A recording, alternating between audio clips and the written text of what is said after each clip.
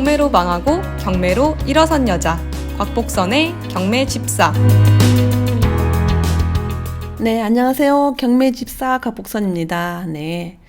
오늘은 4부로 지난주에 이어서 오산 상가 이야기 2탄을 이야기하겠습니다.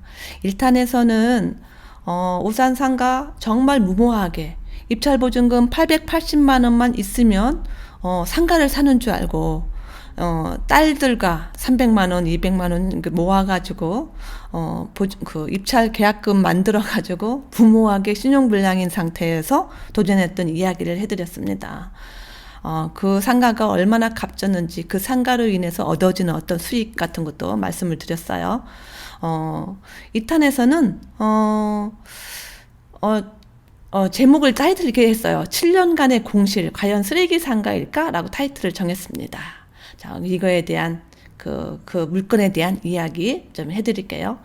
잠시 이제 이야기하기 전에 저희가 그 스파레주 실전을 위한 실무 교육을 가리키는 진짜 경매 중에서는 최고의 경매 교육인 거죠. 스파레주가 5월 말경에는 들어갈 예정입니다. 최근에 이제 경매 낙찰을 하나 받고 또 들어온 우리 울산에 계신 쿠팡맨이 한 분 계세요. 그분 같은 경우에는 팟빵을 2018년까지 들었다고 하더라고요. 그래서 거기서만 듣지 말고 최근 것도 들으면서 과거 것도 들어야지 과거 것만 들으면 안 된다라고 얘기를 했습니다. 그러니까 만약에 이 방송을 들으면서 나 정말 경매에 공매에 한번 배워가지고 투자해볼까? 정말 도매시장에서 부동산을 한번 사볼까? 라는 마음을 가지신 분들은 저희 스파레주 교육에 신청해 주시길 바랍니다. 네. 02-888-5704 되겠습니다. 아니면 010-6277-1966 저한테 연락 주시면 됩니다. 이거에 대한 내용은 팟빵의 게시판에다가 적어 놓을게요. 핸드폰 같은 거는. 자, 이제 오산 상가 2탄인데요. 7년간의 공실, 과연 쓰레기 상가일까? 입니다. 제가 이 오산 상가가, 처음에 이 건물을 짓고 분양하던 시절이 2007년입니다. 건물의 등기를 보면 2007년 7월 31일이 등기가 돼요. 그리고 저희가 매입을 한 2014년 8월 30일 잔금이었거든요. 그때 주인을 이제 저희를 딱 만난 잔금을 치렀는데 딱 이제 주인이 된 거죠. 장장 7년간이에요. 오산 코스모타워가 7층의 건물인데 거기에 한 개 층에 4개 호수가 있어요. 1호, 2호, 3호, 4호까지.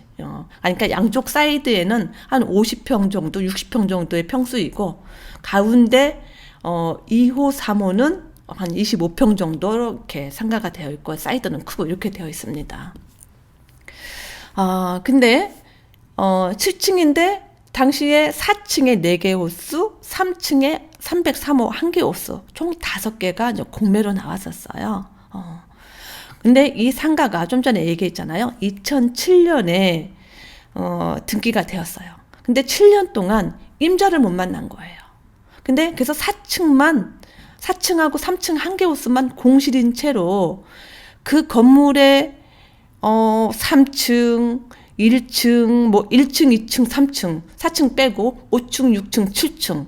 1층에 파리바게트도 있고 2층에 식당들도 있고 사무실도 있고 그다음에 5층, 6층은 학원들이 있고 이렇게 다양하게 있었는데 그 건물이 7년 동안 4층이 문 닫힌 채로 그냥 없는 거죠. 그냥 그 건물에 그 분양할 때부터 있던 모든 사람들이 4층을 잊어버리고 7년을 사신 거예요. 하고 저 건물이 공매로 나왔다, 경매로 나왔다 해도 그냥 관심이 없어요. 그럼 왜 그럴까요? 하고 그 상가의 맞은편에는 대단지 아파트가 있어요. 대단지 아파트가 있는데 그냥 몰라요. 그러니까 내 눈앞에 보석이 있는데도 내가 관심이 없으니까 모르는 거예요. 그죠? 내가 이 상가에서 1층에서 장사를 하고 2층에서 장사를 하고 괜찮은데 4층에 경매 나와 있다, 공매 나와 있다. 그냥 관심이 없고 그냥 비어있는 층, 부도난 층 사람들이 인식을 그렇게 하고 있습니다. 이게 참 무서운 게 뭐냐면 모르는 거예요. 관심이 없으면 눈앞에 보석이 있어도 저게 보석인 줄 모르는 거예요. 그러니까 우리는 경매 공매에 대해서 도매시장이다라는 걸 알기 때문에 이런 대박이, 이런 노다지가, 이렇게 생각을 하는데, 같은 층에, 같은 건물에, 옆에 건물에, 맞은편에 있는 그 대단지 아파트에 그 많은 사람이 있어도, 가까운 곳에 경매 공매가 있어도, 아니 바로 그냥 내 집의 옆에 있어도 내가 관심이 없으면 모르는 거예요. 얼마나 무서운 거예요. 내가 이거 안다는 것 자체가 정보인 거예요. 그래서 진짜 7년 동안 공실인 채로 4층은 엘베도 닫혀있고 그냥 있잖아요.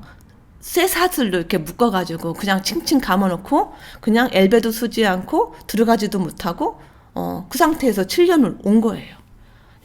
무섭죠. 그죠? 자, 그러던 상가가 저희가 공매로 해서 경기 상호저축을 통해 가지고 이거를 매입을 하게 됩니다. 이 상가 입장에서는 주인을 이제 만난 거죠. 드디어 주인을 7년 만에 만난 거예요. 그냥. 근데 경기 상호저축에서도 얼마나 이렇게 애물단지겠어요. 7년 동안 이렇게 주인을 못 만나가지고 그렇게 하고 있고. 제가 이걸 계약하러 가셨을 때, 제가 우스갯소리로 그 담당자한테, 좀 더 깎아주시면 안 돼요? 이렇게 얘기를 했더니, 저렴하게 매각하시면 안 돼요? 라고 했더니, 그분이 신탁회사에서 자기들이 채권을 회수해 올 때도 우리한테 매각하는 금액보다 더 비싸게 사왔다고 얘기를 하더라고요. 자기들이 지금 손해보고 판다 이렇게 얘기하시면서 안 됩니다 라고 했었어요. 그러니까 아까 얘기했던 것처럼 분양가가 뭐 높은 가격이 분양되는 거니까 2007년도에 2억 5천짜리를 7년 만에 저는 8,820에 샀으니 이게 도매시장인 거죠. 그죠? 시세가 2억이라 해도 저는 그 자리에서 1억 2천을 먹은 거잖아요. 그죠? 그냥 2억까지 안 가고 2억 5천에 분양했어도 그냥 1억 5천이라고 쳐요. 1억 5천. 시세가 막 경기가 안 좋아서 1억 5천. 1억 5천이어도 저는 앉은 자리에서 거진 7천 가까이를 그 자리를 먹었잖아요. 아니죠. 5천, 6천 정도 되겠네요. 8,800이니까 그냥 9천 잡고 그죠? 6천은 그 자리에서 버린 거예요. 자, 이게 경매입니다. 이게 부동산의 도매시장인 겁니다. 제가 이제 이 상가를 그때 딱 8,820에 딱 낙찰을 이제 매입을 이제 하고서 잔금기를 3개월을 줘서 잔금을 딱 치르고 저는 그때 어떤 생각을 했냐면요. 내가 상가를 가졌어. 신용불량인 내가 상가를 가졌어. 나는 이것을 기반으로 이제부터는 플러스 인생을 살 수 있을 거야 라고 생각을 하면서 저 상가, 남들은 상가 공실, 상가 공실 되면은 힘든데 어쩌고저쩌고 하는데 저는 그런 게 눈에 하나도 안 들어왔어요. 내가 상가를 가질 수 있는 게 어디야 라는 것만 들어왔어요. 네, 그만큼 제가 어려웠다는 얘기인 거죠. 그죠? 근데 그게 어떻게 생각하면은 배짱이 돼서 현재 또 현재 제 모습이 있는 거라고 생각을 합니다. 저는 이 상가를 할 때, 딱 뭐라고 생각을 했었냐면, 그 당시에, 회사에 있던 많은 우리 컨설턴트, 그 다음에 또 다른 그 사람들도 상가는 공실이 위험이 있으니까 그냥 빌라 같은 거는 후딱후딱 빠지는데 상가는 좀 좋지 않아요? 이렇게 얘기해요.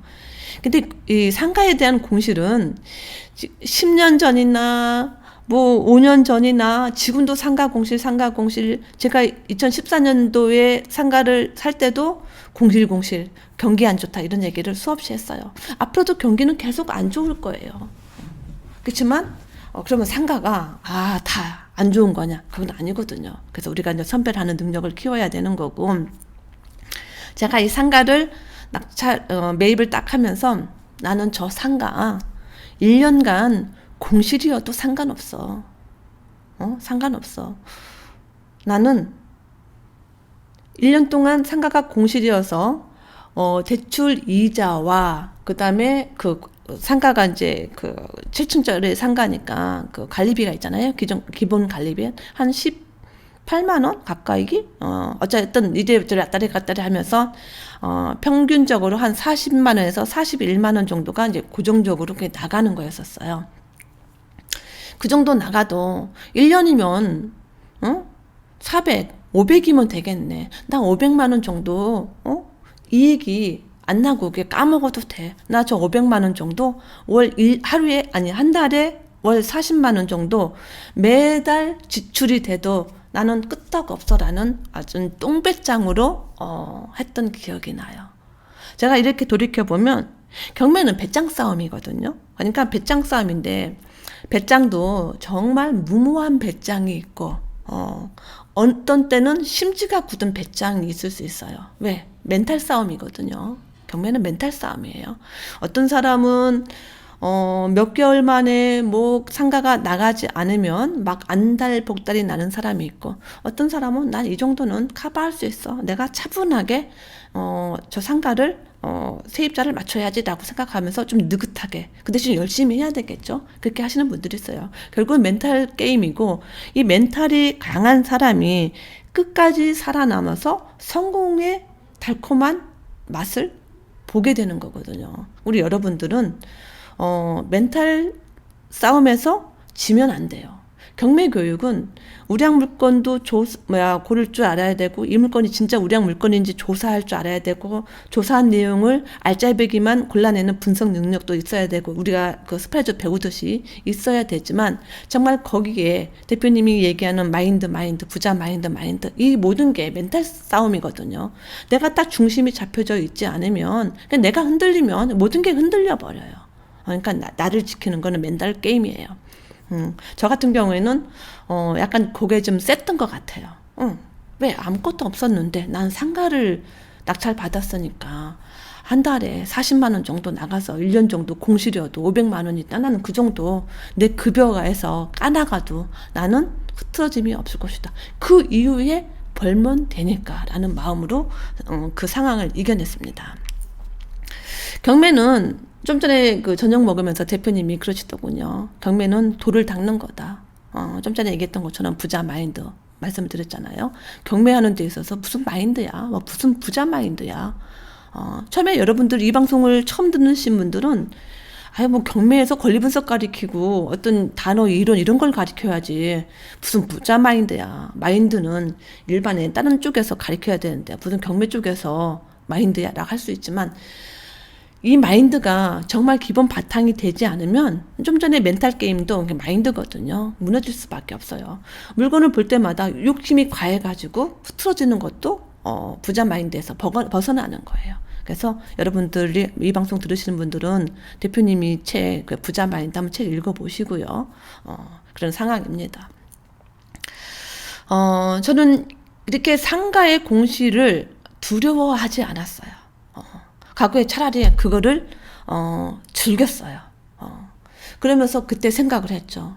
야, 상가가 이렇게 공실이 주변에 이렇게 옆에 있는 사람들은 왜 모를까? 왜 몰랐을까? 왜? 모르니까. 관심이 없으니까. 저게 경매 나왔어도 부도 난 건 알겠는데 저 부도 났으니까 얼마에 떨어졌겠구나. 그럼 내가 한번 사가지고 저걸 돈을 벌어볼까? 모르니까.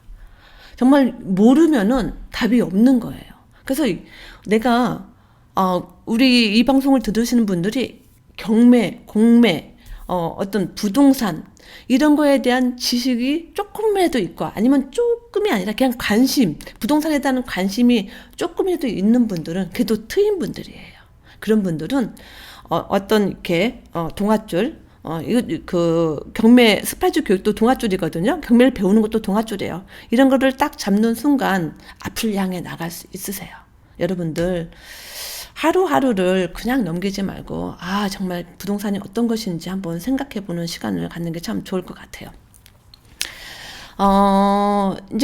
제가 이제 이렇게 해가지고 낙찰을 받은 다음에 거진 저도 1년 정도는 이제 배짱을 튕기면서 지냈어요. 이게 저도 상가가 처음이라서 어떻게 관리해야 되는지를 참 모르겠더라고요. 근데 다행인 것은 제 옆에 대표님이 계셔가지고 제가 이거를 이제 하나씩 했는데, 그때 이 전체 4개, 우리가 5개를 우리 회원들이 낙찰을 받았다고 했잖아요. 그 대표님이 우리 인천지사 401호 하고, 402호는 대표님이 하시고, 403호는 제가 하고, 404호는 우리 또 교육생 중에 이제 한 분이 이제 하셨었는데요.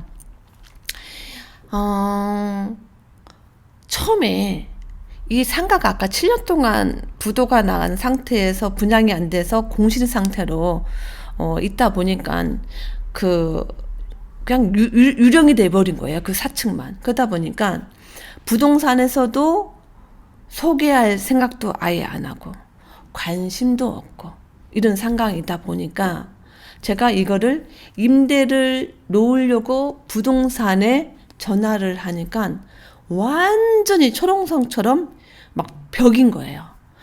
거기는 부도가 났다. 그 물건은 세입자가 안 들어온다.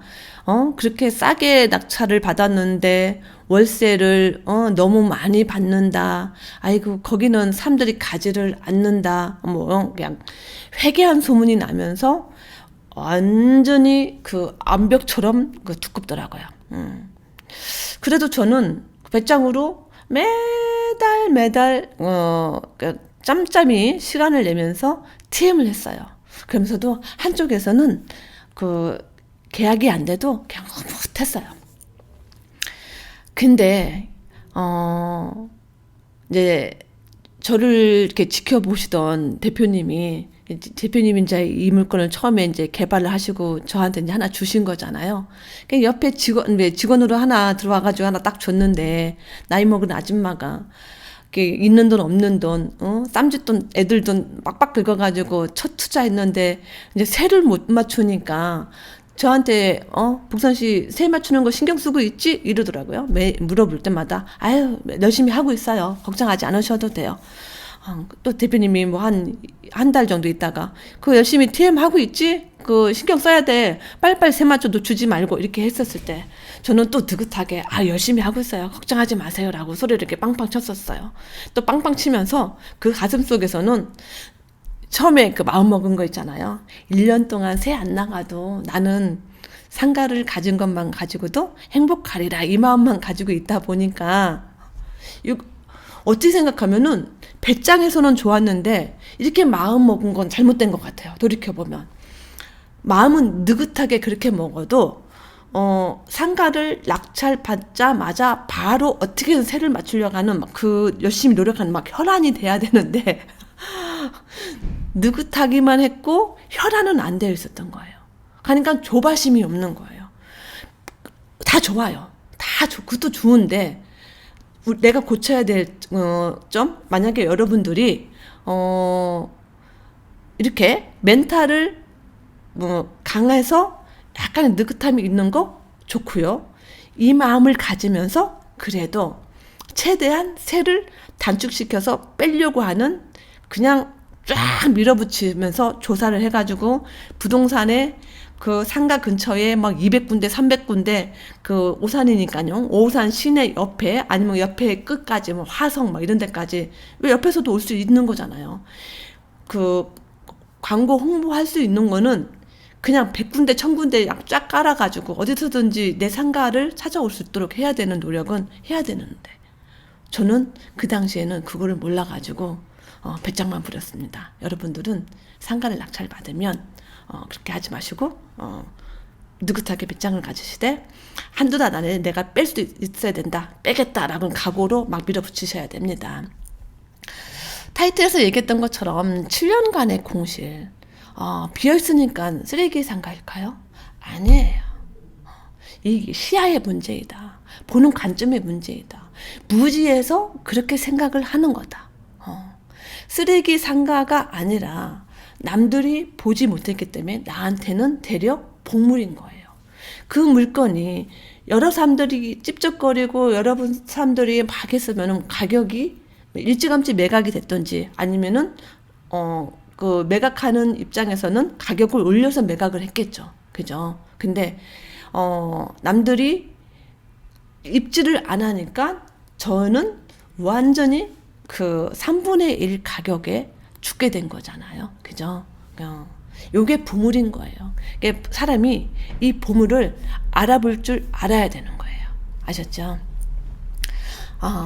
공실이 아무리 길어도 주위 여건, 주위 상황, 상가의 상태, 이 모든 걸 보면 쓰레기인지 쓰레기 아닌지 구별이 됩니다. 여러분들은 경매 공매를 잘 배워가지고 정말 내 돈을 적게 들이고 정말 알짜배기 상가를 아니면 부동산 매물을 구입할 수 있는 능력은 정말 실력입니다. 그런 쪽으로 이제 공부하시면 될 것 같고, 뭐 마지막에 또 이런 얘기를 하다 보니까 막 그런 거 막 경매 공매 하는 거 남들이 부도난 건물, 재수 없는 건물 그런 거를 상가로 낙찰받은 건 아닐까 이런 생각하시는 분들이 혹여나 있어요. 절대 아닙니다. 부도난 사람을 해결해 주는 게 우리 경매쟁이들이에요. 부도난 물건을 해결해 주지 않으면 그 사람은 부도난 상태에서 그거를 해결해 벗어날 수가 없어요. 우리는 어려운 물건들, 어려워져 가지고 어쩔 수 없이 매각해서 자꾸 떨어지는 물건들을 우리는 경매쟁이가 매입을 해서 낙찰을 받아서 이 물건을 활성화시키는 정말 좋은 일을 하는 게 경매쟁이입니다. 여러분들 경매가 어떤 것인지, 공매가 어떤 것인지, 상가는 어떤 것인지, 저렇게 오래 묵었으니까 쓰레기 상가이다? 아닙니다. 네. 이런 상가를 눈을 막 해짓고 찾으셔야 돼요. 대한민국에 있는 경매 물건 봐야죠. 공매 물건 봐야죠. 여기 그 자산공사에서 하는 그 물건 봐야죠. KB 신탁에서 하는 뭐 물건 봐야죠. 엄청나게 그 물건이 많이 있잖아요.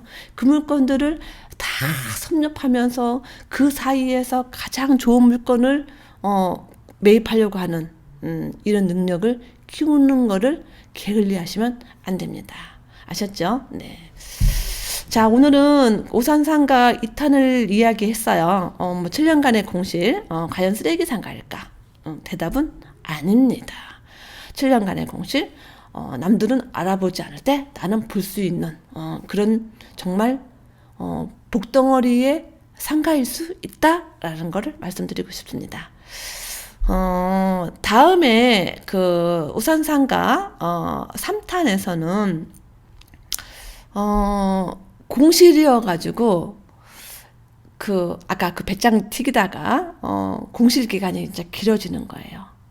그때 대표님이 공실을 내팽개치지 않고 어떻게 처음에 그 관리를 했는지, 어떤 식으로 관리를 해야 그 큰 건물에 있는 관리소에서도 그 문제 없이 세입자가 아니면 빨리 세를 빠질 수 있도록, 나만 노력한다고 되는 건 아니잖아요. 그죠? 이런 것들을 어떻게 관리했는지 그 관리에 대한 노하우를 알려드리도록 하겠습니다. 네. 다음 방송에서도 기다려주세요. 구독과 좋아요는 필수인 거 아시죠? 소중한 분들과 함께 해주세요.